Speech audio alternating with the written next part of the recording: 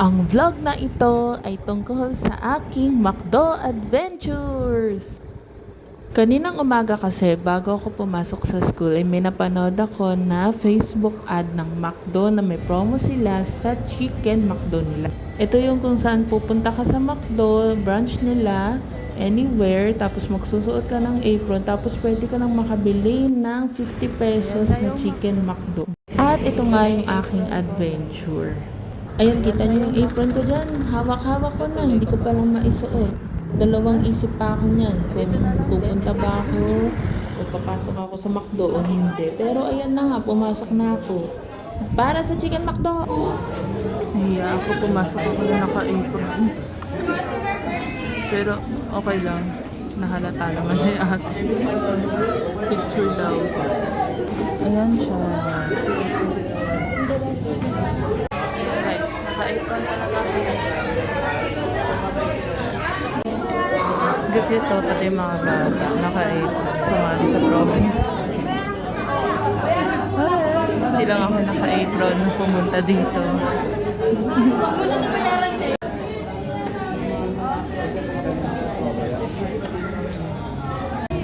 Tapos na akong kumain guys. Kung tatanungin niyo ako kung ulitin ko pa ba itong kaloko. Hindi yan kaloko. 50 pesos yan. Yung difference. Tutuloy ko to. Susubukan ko ulit yung promo na. Nagkaroon pa sila na yung promo. Sana magawa ko.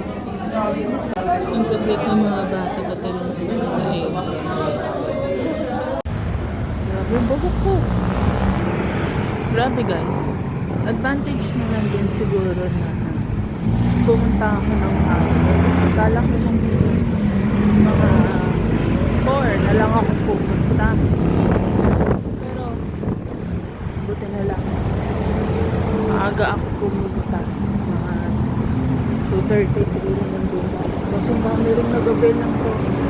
Sino ba namang hindi nag-avail ng promo, diba?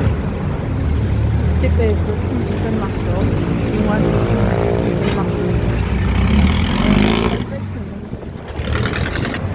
Not really expensive, pero mas 100 pesos na regular price. Tapos na yun, dahil may promo na magsusuot ka lang ng apron, 50 pesos lang yung Chicken McDo. Kaya madami din nag-avail din talaga. So, mabuti na lang. Kung umaga kasi ba, wala na pala. Gusto nyo manok. Pero hindi naman siguro mag-order sa mga grabe yung busog ko. Kasi kanina sa school po, kumain pa ako din. Ano? Tonkatsu rice. Ang sarap ng guys. Kasi guys, 10:30 to 12 yung klase namin. Pero, Thursday. Since 2 p.m. pa yung promo, since yung promo is 2 p.m. to 5 p.m. Ayun, sabi ng mga kaklase ko, mag-lunch muna tayo. Napangalan kami ng katsu rice. Katsu rice. Ang katsu pala with rice. So, dahil madami ako nakain ngayon.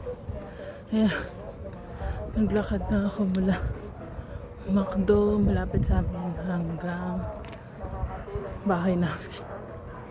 Pagod na ako. Pero kailangan ko maglakad at least 30 minutes para bumaba ang blood sugar at para pumayat. Pawis ko. Ang laki ng pimples ko.